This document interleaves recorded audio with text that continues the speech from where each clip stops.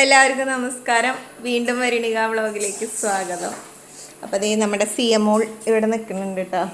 കുളിച്ചിട്ടൊന്നുമില്ല അവള്, മടി അവൾക്ക്. ചട്ടി നന്നായിട്ട് ചൂടാവുമ്പോൾ മുതിര കഴുകിയിട്ട് ഇടുക കേട്ടോ. എന്നിട്ട് ഈ മുതിര നന്നായിട്ട് വറക്കണം.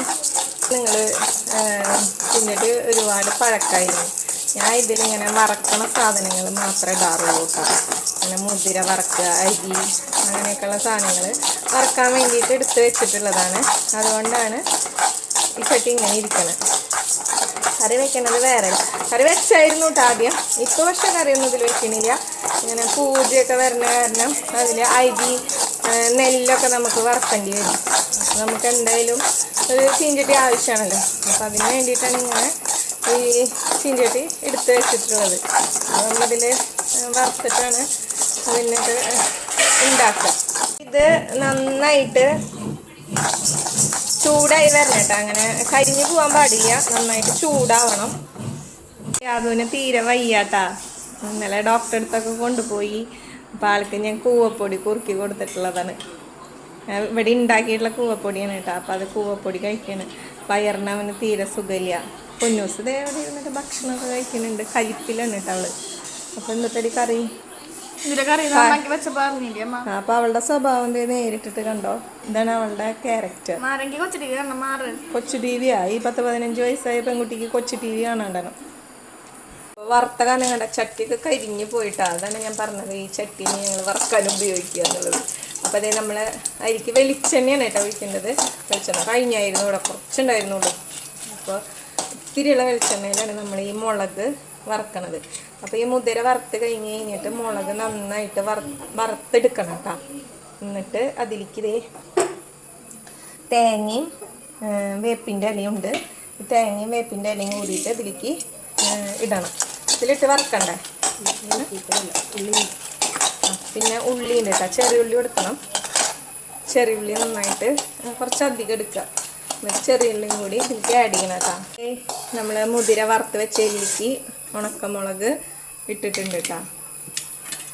അപ്പം അതേ നമ്മൾ ചെറുള്ളി ഇട്ടിട്ട് വറക്കണം കേട്ടോ. അപ്പോൾ മുളക് വറുത്തന്നെ നല്ല മണമുണ്ട്. ഉള്ളി ഇട്ടിട്ട് കഴിഞ്ഞ് നന്നായി വറുത്തോണ്ടിരിക്കുകയാണ്.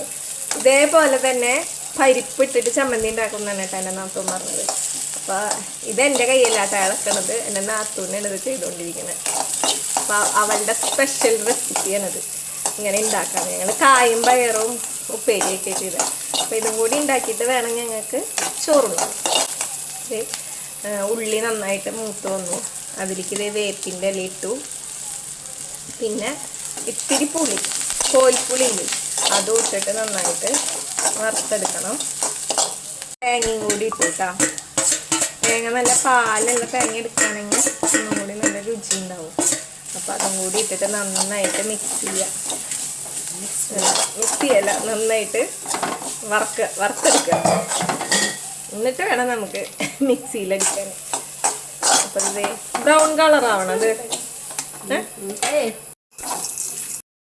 അപ്പം ഇതേ നമ്മൾ മുതിരയും തേങ്ങയും ഉള്ളിയും വറ്റൽമുളകും കുറച്ച് കല്ലുപ്പും പുളിയും വേപ്പിൻ്റെ ഇലയും കൂടിയിട്ട് എല്ലാം കൂടിയിട്ടിട്ട് ഒന്നും കൂടി ചൂടാക്കിയിട്ടത്.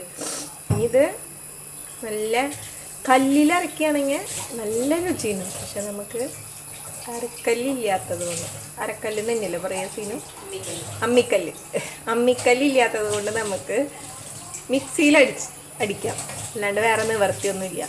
അപ്പോൾ നമുക്ക് മിക്സിയിൽ അടിച്ചെടുക്കാം. നമ്മൾ ചൂടാറാൻ വേണ്ടി ഇത് പ്ലേറ്റിലേക്ക് ആക്കി വെച്ചതാട്ടാ. നല്ല ഭംഗിയില്ലേ കാണാൻ. അപ്പോൾ ഇത് നമുക്ക് ഇനി മിക്സിയുടെ ജാറിലേക്ക് ഇട്ടിട്ട് നമുക്കത് അരച്ചെടുക്കാം കേട്ടോ. കുറച്ചീശ ഇടേണ്ടി വരും, ഫുള്ളായിട്ട് ഇടാൻ പറ്റില്ല. ചമ്മന്തി റെഡി ആയിട്ടുണ്ട്. നല്ല അടിപൊളിയായിട്ട് എല്ലാം കൂടി മിക്സ് ചെയ്ത് നല്ല ഉണ്ടയാക്കി വെച്ചിട്ടുണ്ട്. ഞാൻ ഇവിടെ ചോറും കായും പയറും ഉപ്പേരി ഒക്കെ വിളമ്പി വെച്ചൊക്കെ വിശന്നിട്ട് വയ്യ. ഇനി ഇത് കൂട്ടിയിട്ട് വേണം കഴിക്കാൻ.